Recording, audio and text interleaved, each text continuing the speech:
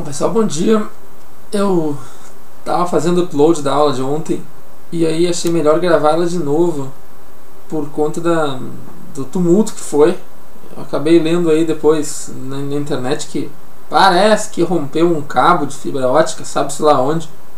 E aí tivemos um problema em toda a região sul de conexão, o que é muita sorte, né? Se tu for ver bem, o cara marca a aula exatamente pro dia que vai romper um cabo. Mas paciência, isso acontece, está sujeito a isso trabalhando com internet. Mas para deixar um material de qualidade disponível para quem for assistir, eu vou gravar a aula de novo, que ela fica mais contínua, fica mais legal de assistir, certo? Bom, primeiro peço desculpas então, né? Mesmo não tendo muito o que fazer a respeito, ainda assim teve gente que se prestou a ficar até o final. Agradeço então até quem ficou até o final assistindo, mesmo sendo aquele ritmo mais truncado. Mas aí está disponível então a aula numa versão mais contínua, certo? A gente vai tratar hoje de semelhança de triângulos, de triângulo e retângulo, né? Dois conceitos que são bem base para a gente estudar algumas coisas mais avançadas mais para frente. Então, a gente vai aprender hoje alguns recursos que a gente vai utilizar durante todo o ano. Então é bem importante que esteja bem praticado a ideia, especialmente do triângulo e retângulo. A semelhança é importante também, mas o triângulo e retângulo a gente vai utilizar ainda mais. Primeiro, aquele endereço que está ali em cima na tela do Facebook é onde a gente vai centralizar informações, né? Nesse endereço tem o cronograma do nosso curso. Tu vê aqui que vai ser cada aula. É onde eu vou divulgar o horário das aulas. No primeiro semestre vão ser as quartas, mas o horário às vezes varia conforme algum compromisso que eu tenho. E nesse site também eu vou disponibilizando material.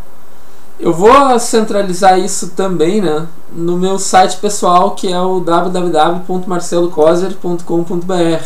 Lá tu vai encontrar isso mais compactado também. Só que o Facebook ele é mais fácil de atualizar, então eu vou dar preferência para ele. Perfeito? Então, vamos começar aqui a trabalhar com a nossa semelhança de triângulos, para daí a gente começar a ver algum exercício a respeito disso, certo? Bom, a semelhança de triângulos, a semelhança em geral, ela tem uma dependência muito clara com forma. Então, intuitivamente, a gente pode entender semelhança como parecido, né? Só que a gente tem que definir alguns critérios objetivos para isso, né? Não pode depender de opinião pessoal, de parece tal coisa, mas para mim não parece. Não. Então, para evitar esse tipo de discussão sem sentido, a gente vai definir alguns critérios. A gente vai falar de triângulo, porque triângulo é a figura mais simples, né? Só que esses mesmos argumentos eles podem ser estendidos para qualquer polígono, para qualquer figura, para qualquer objeto, certo? Mas se a gente entende para triângulo, fica fácil de entender o resto. Bom, digamos que eu tenho um triângulo aqui. Opa! Vou pegar um triângulo aqui nessa posição. Se eu quero pegar um triângulo semelhante a ele, eu preciso de um triângulo não necessariamente do mesmo tamanho. Ele pode ser maior. Só que a forma dos triângulos aqui, elas têm que ser parecidas. Tá, só que o que faz a forma de um triângulo ser parecido? É fácil. A partir do momento que eu tenha os mesmos ângulos, olha só, se eu tenho esse ângulo alfa aqui e esse ângulo alfa for o mesmo ângulo alfa daqui, eu sei que a forma não é parecida, é idêntica. Perfeito? Agora, se os outros ângulos também obedecerem essa relação, bom, esse ângulo aqui beta, ele for o mesmo ângulo beta daqui, e por fim o outro ângulo superior ali forem iguais, eu posso ter certeza que os triângulos têm o mesmo formato. Não necessariamente o mesmo tamanho, até podem ter o mesmo tamanho também, mas com certeza o mesmo formato, né? Então, quando a gente está discutindo semelhança para triângulos, a gente vai analisar especialmente os ângulos. Ó. A condição para que eu tenha figuras semelhantes é que a gente encontre ângulos congruentes. Congruentes, tecnicamente, significa a mesma medida, né? Na prática, a gente pode entender como igual, né? Então, a partir do momento que eu tenho ângulos congruentes, eles vão ter o mesmo formato. As figuras elas vão obedecer uma ideia de ampliação e de redução. Isso que é importante estar claro. Tu pode usar essa mesma ideia de proporção, de um ampliado, para maquete, para miniatura, para modelo, para escala. Então tudo isso vai ser útil aí para você trabalhar. Agora, sempre que eu tenho ângulos congruentes, sempre que eu tenho figuras proporcionais, a gente tem que definir isso bem claro. A consequência mais importante para a gente é que as medidas correspondentes, elas são proporcionais. O que eu quero dizer com isso? Em especial é o seguinte: sempre que a gente trabalha com semelhança, a gente pode trabalhar também com proporção. Perfeito? Então, a gente vai definir que existe uma proporção entre as figuras. Se existe uma proporção entre as figuras, existe um fator de proporção. Isso é bem claro, né? Tu vai dobrar a figura, o fator de proporção é 2. Tu vai aumentar 50% a figura, o fator de proporção é 1,5, do menor para o maior. Feito? Só que identificar os lados correspondentes, eu errei ali, né? Vou escrever bonitinho aqui. Correspondentes. A partir do momento que a gente vai enxergar os lados correspondentes, porque um lado dobra o lado que tem a mesma função na figura dobra. A altura da minha caixa dobrou. Então, tu tem que estabelecer uma proporção entre a altura antiga e a altura nova. Não vai estabelecer uma proporção entre a altura antiga e a largura nova. Perfeito? Como a gente identifica a correspondência num triângulo? Por exemplo, esse lado A aqui é bem fácil. Ele é oposto ao ângulo θ. No outro triângulo, oposto ao ângulo θ é esse ladinho x aqui. Então eu posso dizer que a proporção de A para x é exatamente a proporção entre os dois triângulos. Só que isso vai se repetir para todos os lados, né? Por exemplo, se aqui a gente tem B, esse B aqui, ó, ele é oposto ao beta. Oposto ao beta, no triângulo menorzinho, eu tenho o y.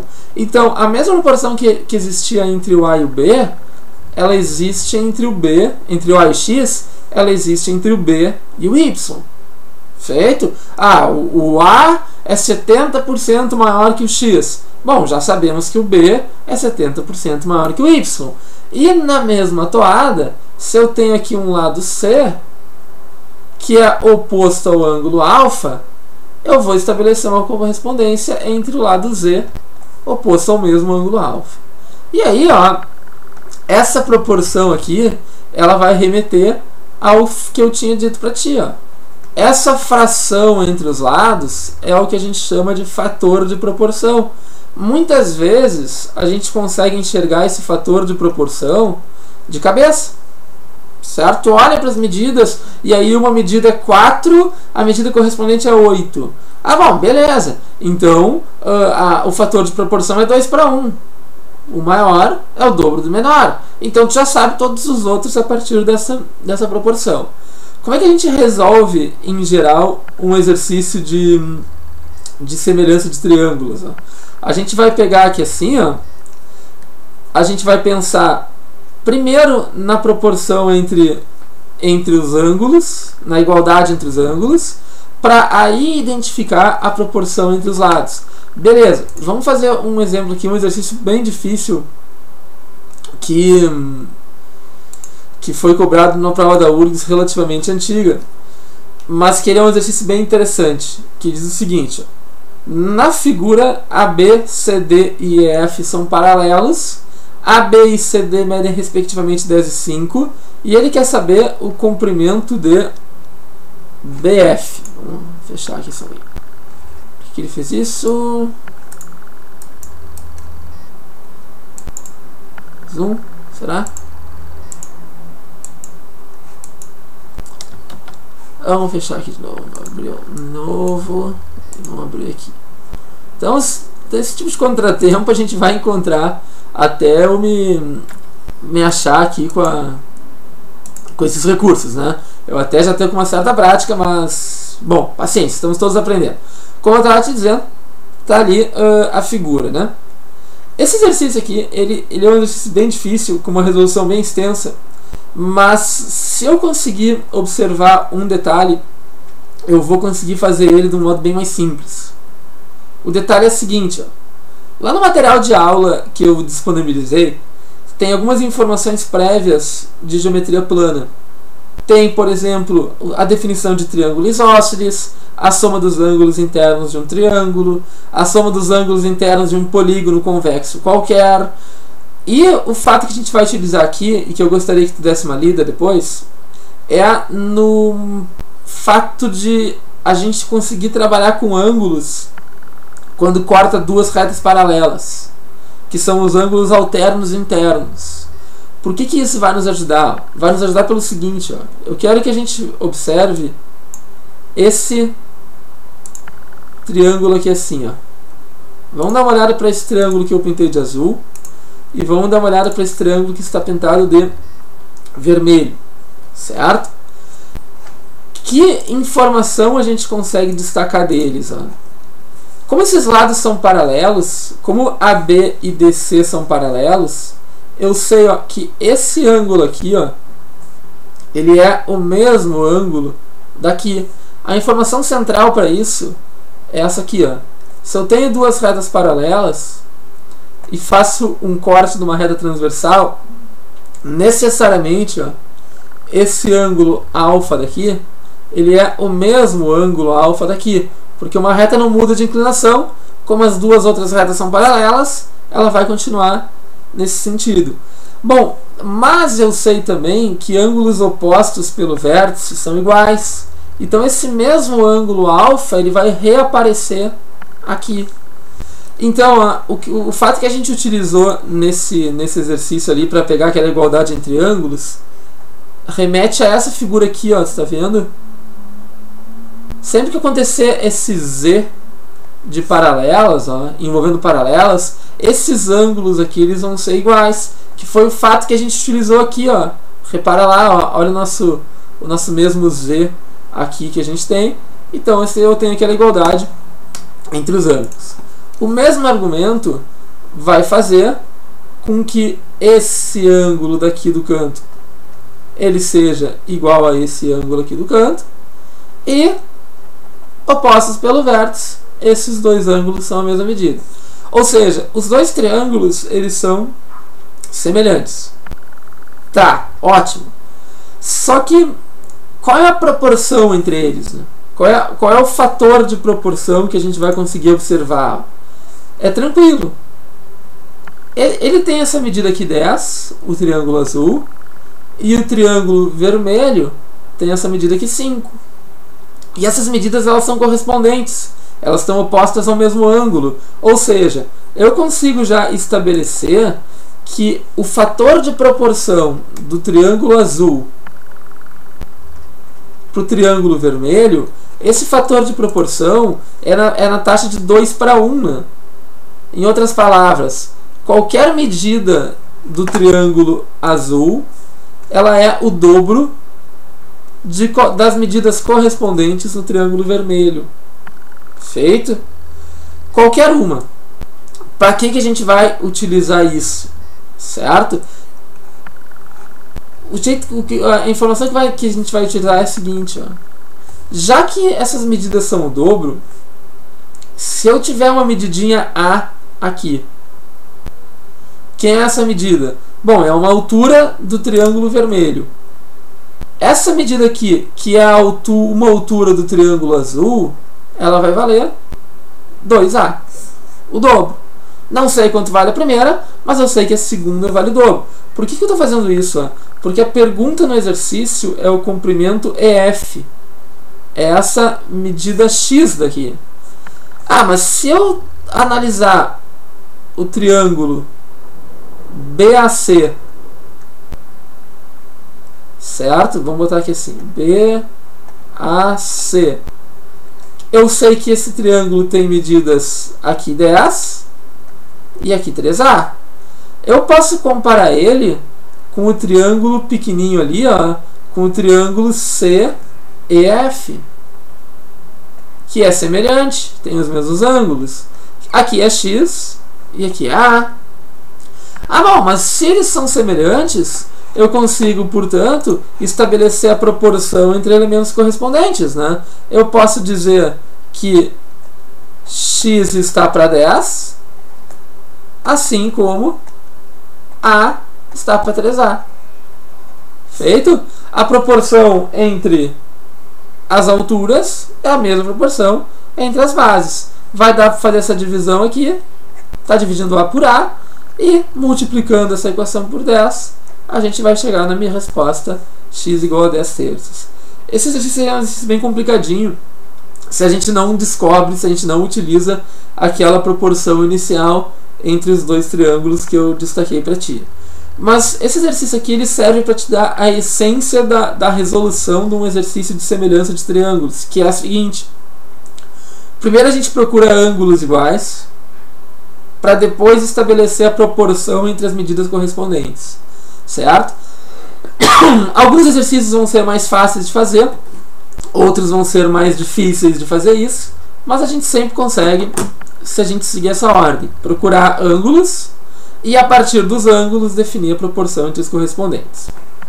Bom, toca a ficha.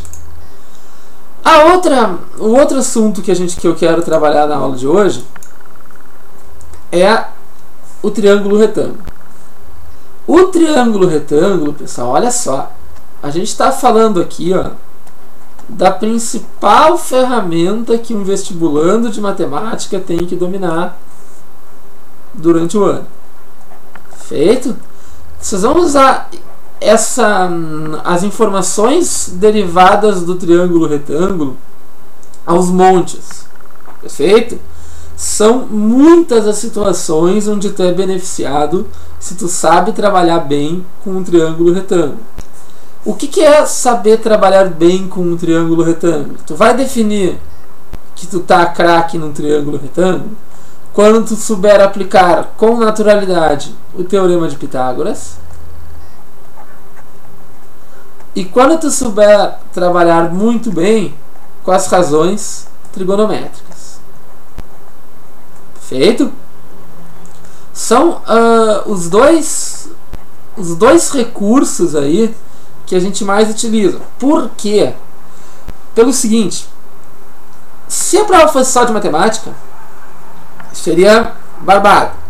O problema é que tu tem matemática, física, química, biologia, português, geografia, literatura, língua estrangeira, redação, tem assim, história, um monte de informação para pegar. Então, toda informação que tu conseguir deduzir é mais negócio do que informações que tu decorar, certo? Por quê? Porque se a gente parte do princípio que a gente vai decorar, a gente não pode esquecer, mas a gente esquece, certo? É inevitável, não tem como controlar isso. Eu não posso esquecer de tal coisa. Não funciona, não é assim que as coisas funcionam. Perfeito? Então, o triângulo retângulo é a melhor possibilidade que tu tem para trabalhar com pouca informação, com muito alcance. Esse é o foco que a gente vai ver em geometria. O primeiro módulo do nosso curso é todo geométrico. A gente vai ver hoje semelhança entre triângulo e retângulo. Semana que vem a gente vai trabalhar com áreas. Aí na outra semana com círculo. Aí depois começamos com geometria espacial. Então, todo esse módulo geométrico que a gente vai abordar, o nosso objetivo vai ser como trabalhar com pouca informação, fazer bastante coisa, certo? Então, é imprescindível que tu saiba muito bem utilizar um triângulo retângulo. Bom, Esse triângulo retângulo, ele tem esse nome porque ele corresponde à metade de um retângulo, né? Um ângulo dele é reto. Feito? Ele tem aqui um ângulo de 90 graus. Os outros dois ângulos, eles não importam. O que a gente sabe é que a soma deles vai ser igual a 90 graus. Mas isso vai acabar sendo um fato secundário. A gente tem três lados, né, como todo triângulo. Só que no triângulo retângulo, esses lados têm nome. O maior lado, que é sempre o oposto ao ângulo reto, ele chama hipotenusa, e os outros a gente chama de cateto. O que diz o Teorema de Pitágoras, né? No material de aula tem uma demonstração para ele envolvendo áreas. Eu recomendo que tu dê uma lida. É bem legal essa demonstração, bem interessante que tu entenda. Só que a gente vai ter mais preocupação hoje é com a aplicação desse teorema aqui. Feito? O quadrado da hipotenusa é a soma dos quadrados dos catetos.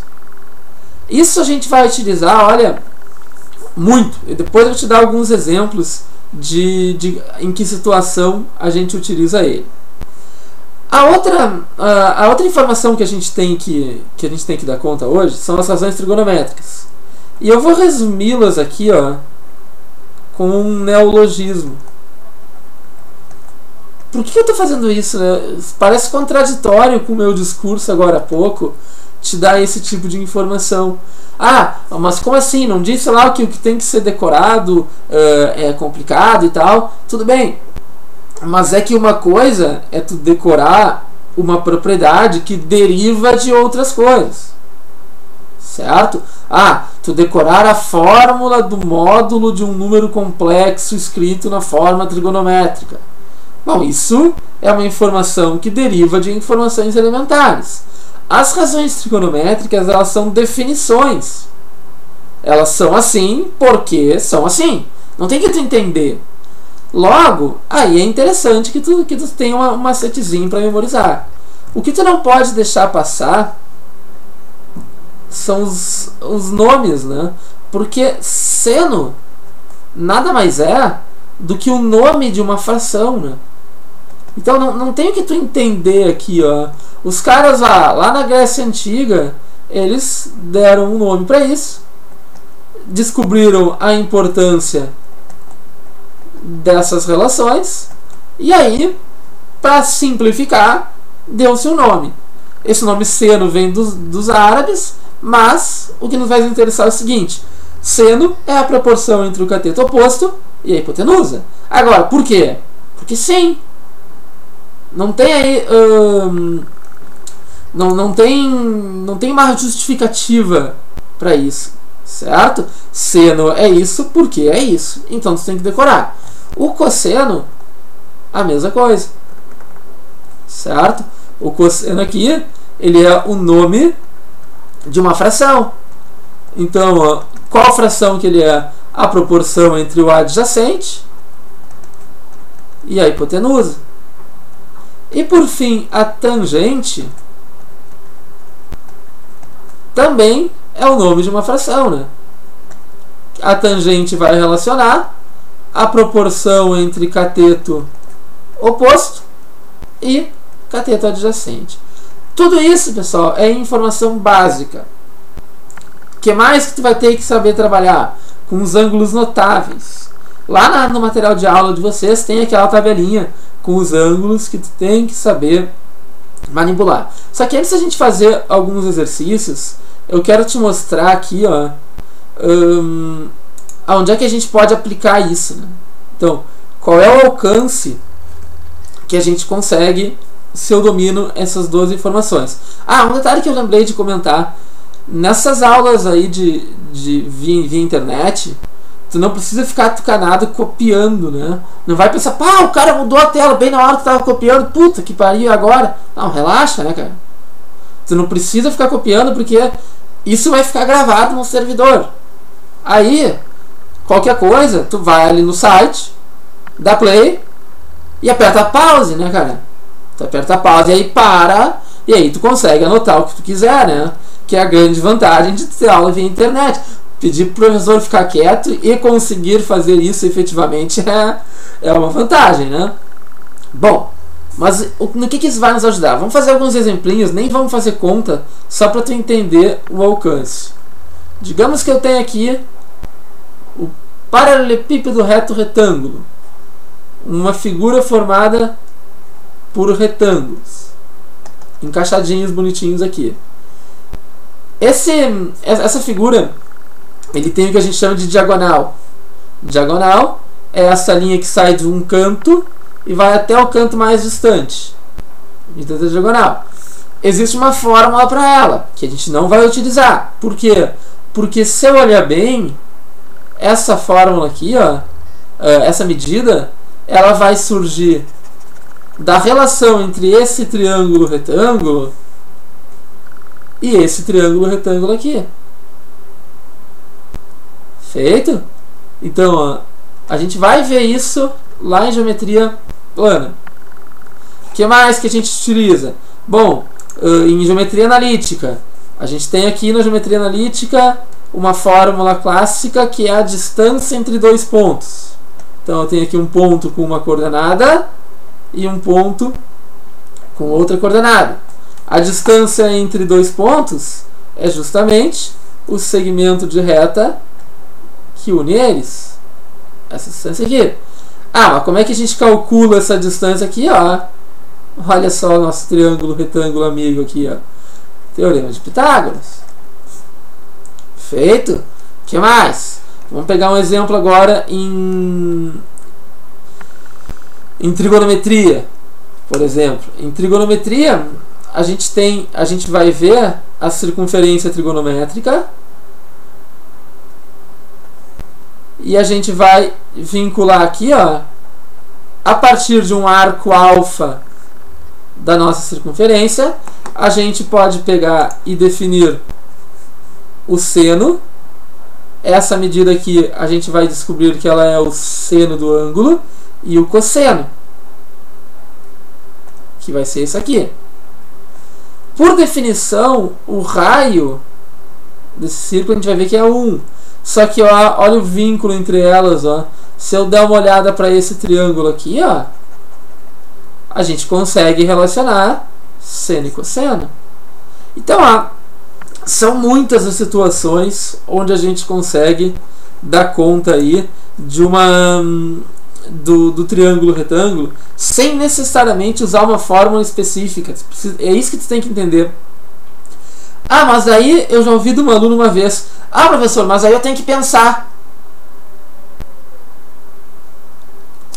Óbvio, né, cara? Tu quer, e como se isso fosse defeito, certo? Ah, eu tenho que pensar como se fosse uma coisa ruim, certo? É exatamente essa preguiça que a gente tem que aprender a deixar de lado, né?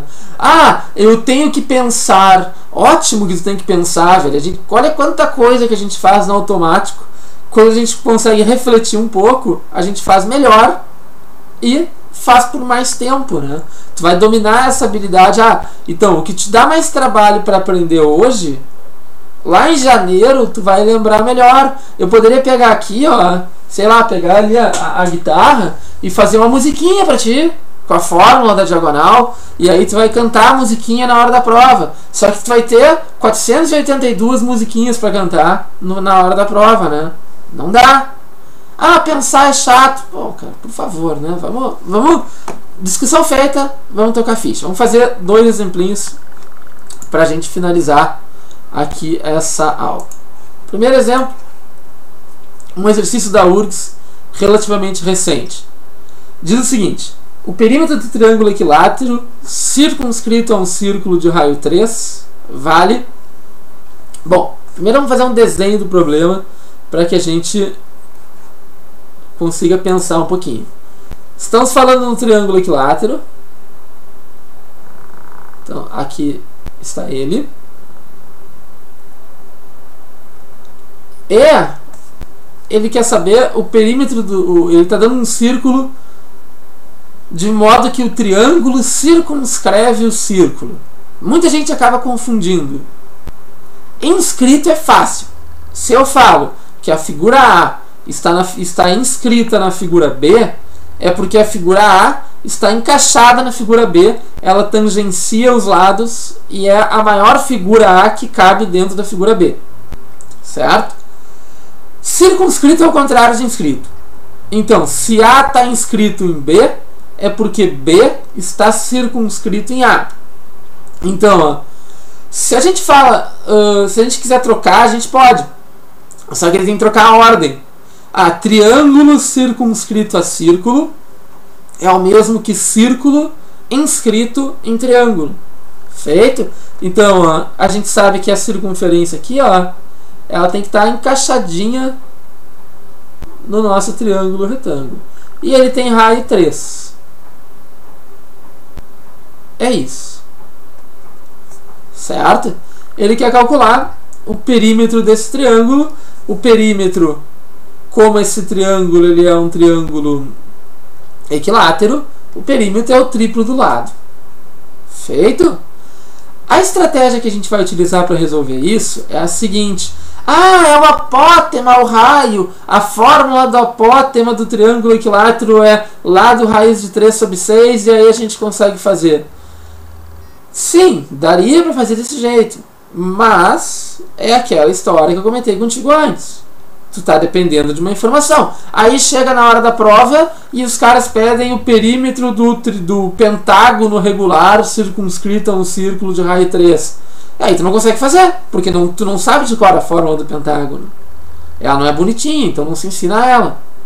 Vamos fazer aqui sem necessariamente apelar para uma fórmula. E eu vou fazer esse exercício de duas maneiras. Depois eu explico a segunda.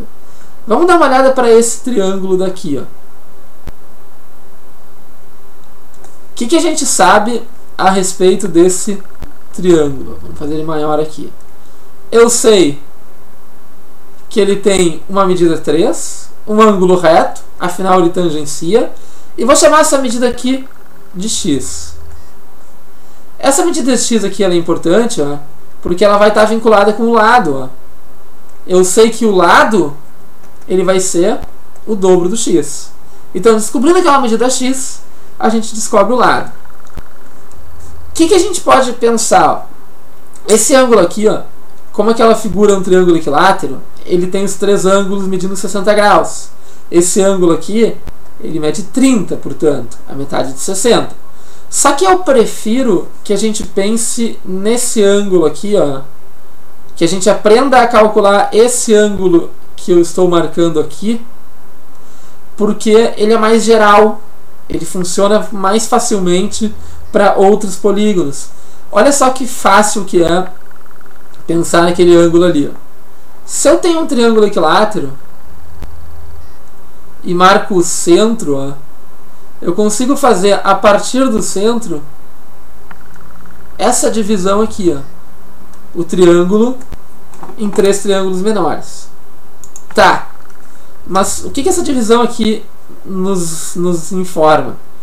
Esses 3 ângulos aqui, ó, eles vão ter todos eles a mesma medida. Então, para calcular o valor desse ângulo, basta eu pegar 360 graus e dividir ele em 3 partes. Vai valer aqui 120. Certo?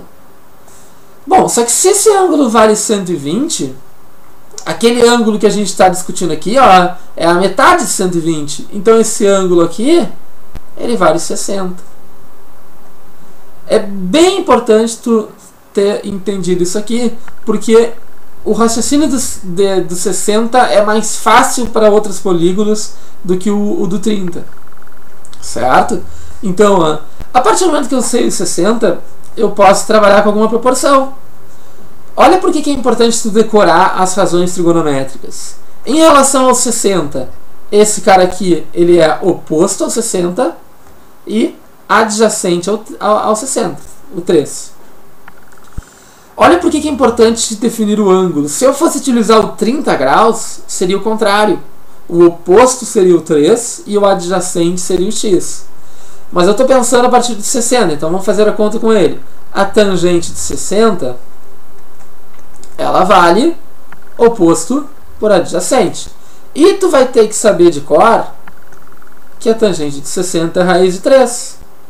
Portanto, a medida do x, ela é 3 vezes raiz de 3. Ah, bom, se o x é 3 vezes raiz de 3, o lado é o dobro do x, 6 vezes raiz de 3. E o nosso perímetro é o triplo do lado, 18 raiz de 3. Tá vendo? É uma resolução aqui que a gente faz sem necessariamente utilizar uma fórmula. Poderia utilizar uma fórmula, mas a gente não vai usar. A gente vai preferir um raciocínio mais genérico. Por quê? Porque a fórmula, ela serve para o triângulo. Para o pentágono, ela não funcionaria. Ah, o que mudaria no exercício se, em vez da figura for um triângulo, a figura fosse um pentágono? Aquele ângulo que a gente calculou. Aquele ângulo inicial de 120 que a gente cortou ao meio, ele seria 360 dividido em 5 partes, seria 72, e aí seria metade. Seria então 36. Portanto, em vez da tangente de 60, a gente utilizaria a tangente de 32 graus. Só isso. Tá vendo? A grande vantagem de pensar um pouco é que tu consegue adaptar. Uma fórmula é rígida, um raciocínio é flexível.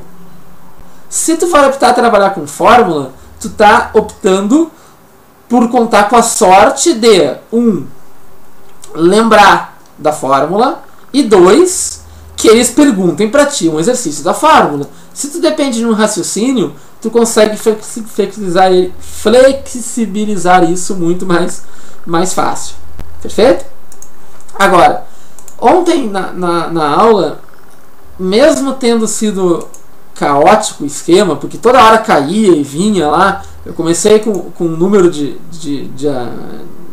participantes bem interessante, foi baixando, porque é óbvio, né, toda hora caía, eu também teria parado de assistir.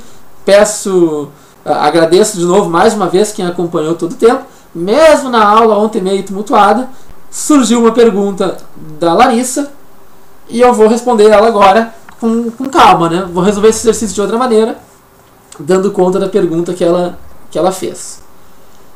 Temos o nosso triângulo. Dentro desse triângulo temos o nosso círculo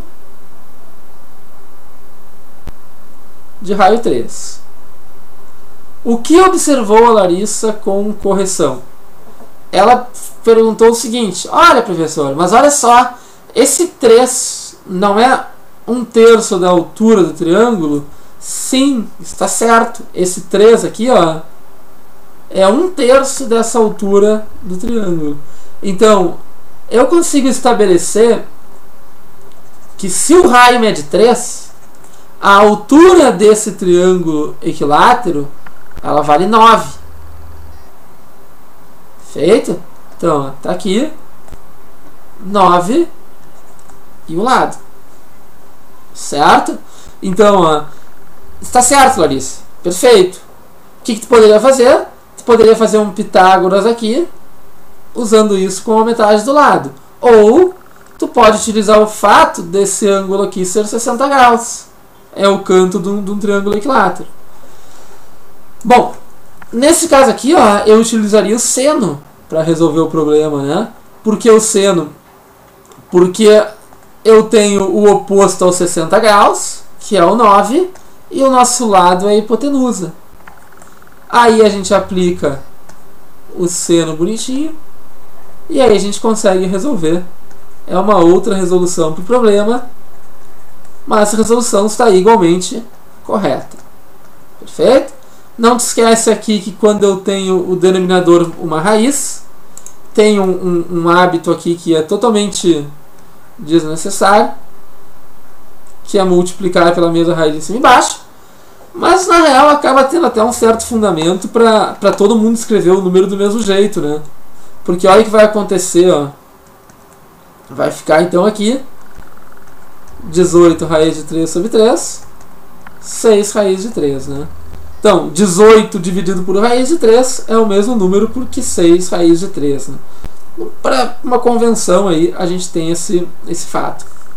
O nosso perímetro, então, ele é o triplo do lado, 18 raiz de 3 na mesma resposta. Então, tá ótimo, né? É uma resolução possível para o problema. Muito bom. Eu faria um único pequeno comentário aqui, que essa proporção de ser 1/3 da altura, ela é exclusiva dos triângulos equiláteros. Feito? Se fosse um hexágono, não funcionaria. Se fosse um quadrado, não funcionaria. Se fosse um pentágono, não funcionaria. Só no triângulo equilátero. Ah, mas tu também não precisa te crucificar, né? Qual é o problema de um raciocínio mais específico, de uma ideia mais específica? É lembrar dela. Se tu lembra, ótimo. Beleza, né? O que eu posso fazer? Não vou te obrigar a esquecer. Então, toda a informação que a gente conseguir dominar é útil. Então, isso merece aí, tem seu valor também, apesar de ser melhor utilizar isso como exceção do que como regra. E por fim, eu quero fazer com vocês mais um exercício aqui. Aí, um exercício específico do Teorema de Pitágoras. O que está informando para a gente ali? Seja MNPQ um quadrado de lado igual a 2, considere C o círculo que contém os vértices P e Q do quadrado e o ponto médio do lado MN, que é o ponto T. Determine o raio do círculo. Beleza. Primeira informação que a gente tem que destacar aqui, ó. Nesse círculo e com o quadrado, como o quadrado não está inscrito no círculo, o centro do quadrado não é o mesmo centro do círculo. Por que é importante observar isso? Ó?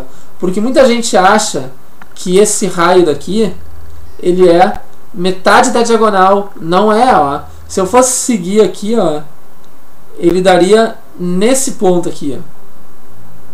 Feito? Então, ó, a diagonal do quadrado lado raiz de 2, então ele é metade da diagonal. Não vai funcionar. Feito? Por que isso? Porque o quadrado não está inscrito. O que é não estar inscrito? O cantinho aqui, assim, ó, os dois vértices MN, eles passam do círculo. Para que ele tivesse inscrito, eles teriam que estar sobre o círculo. Perfeito? Então, ó, eu vou destacar aqui na figura os outros raios que nos interessam. Por que esses raios aí são interessantes para que a gente resolva o problema? Porque eles estão relacionando, vinculando o quadrado com o círculo. Correto? Então tem aqueles 3 raios para destacar. O que mais que a gente consegue estabelecer aqui? Ó? Ele está dando que o ponto médio é o T. Então cada ladinho ali, ó, ele vale 1. É o que a gente tem de informação. Por que isso? Porque esse lado do quadrado original aqui, ó, ele vale 2. Então, como T é o ponto médio, a gente tem o raio como 1. Né? Agora, o que eu consigo visualizar aqui? Ó? Vamos dar uma ampliada aqui nessa figura. Opa! Saiu da tela aqui. Vamos botar de novo. Vamos dar uma ampliada no nosso desenho aqui para ficar mais fácil de enxergar. Que joia! Tá se mexendo no escuro. Opa! Olha ali. Aí. Então, se a gente for olhar para essa figura aqui, ó, não tem triângulo retângulo algum. Pelo menos ainda está primeiro estabelecido. O que a gente pode afirmar? Se tem coisa que é fácil, é destacar um triângulo retângulo. Então, se eu fizer esse prolongamento aqui, ó, se eu faço esse prolongamento, eu consigo ver que esse triângulo vermelho aqui, ó, ele é um triângulo retângulo, com certeza. Feito? Vamos desenhar ele maior aqui assim, ó. Aqui. Aqui. Então, ó, eu tenho aqui o raio como hipotenusa, 1 como esse cateto, só que eu não sei quanto mede o outro cateto. E eu não sei nenhum ângulo. Se tem uma ideia que tem uma grande chance de dar errado, é tu supor algum ângulo. Eu vou dizer que ele é 30. Bom, isso tem uma grande chance de dar errado, pessoal. Muito.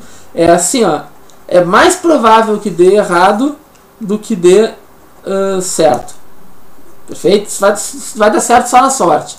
Então tenta evitar botar o valor de um ângulo sem uma justificativa para isso. Ah, mas é meia diagonal. Bom, já mostrei para ti ali que não é. Como é que a gente vai buscar? Olha esse cateto que está nos faltando. Essa medida toda aqui, ó, é 2. Essa medida é o raio. Então, esse cateto que está faltando é o que falta para completar 2. Então, ó, ele vale 2 menos o raio. Então, a medida 2 descontada do raio vai nos dar aquele cateto. Ah, beleza, né? Agora a gente pode simplesmente aplicar o teorema de Pitágoras, né? A partir do momento que eu tenho o triângulo retângulo conhecido, fica bem fácil de fazer as contas. Só não vai ratear nesse binômio aqui, né? Se tu botar 4 menos r ao quadrado, eu te mato, né? Então, ó, se tu não tá craque no desenvolvimento aí daquela expressão, sugiro que tu pratique, né? Em via de regra, tem que fazer distributiva. Vai cancelar um raio com o outro. Eu estou somando o mesmo termo dos dois lados. E aí a resolução fica burocrática, né? Vai sobrar pra gente que 4 raio é igual a 5. E aí o raio vai ter como valor 5 quartos. Feito? Encaixar triângulo retângulo, portanto, é a nossa é a grande sacada aqui. A gente com isso está encerrando, certo? A gente está aí terminando o nosso primeiro encontro. Ele não foi ao vivo, né? Não tem ninguém assistindo porque ninguém tem amanhã livre, nem eu tenho amanhã livre. Acabou tendo amanhã livre por conta de uma saída do colégio lá, eles foram na PUC. Então eu aproveitei para regravar essa aula, que ela ficasse de modo mais contínuo. Afinal, a primeira aula não poderia ser tumultuada do jeito que foi. Então, fico um pouco mais aliviado com isso. Correto? Para que tu fique por dentro das próximas aulas, do que assunto a gente vai tratar, do material para acompanhar essa aula, qual vai ser o horário dele, eu recomendo que tu acesse ali o Facebook, naquele site, dá ali o curtir, certo? Que aí tu passa a receber todas as atualizações à medida que eu for mandando isso para a rede. Feito isso, até a próxima, até semana que vem, até quarta, nosso próximo assunto é áreas.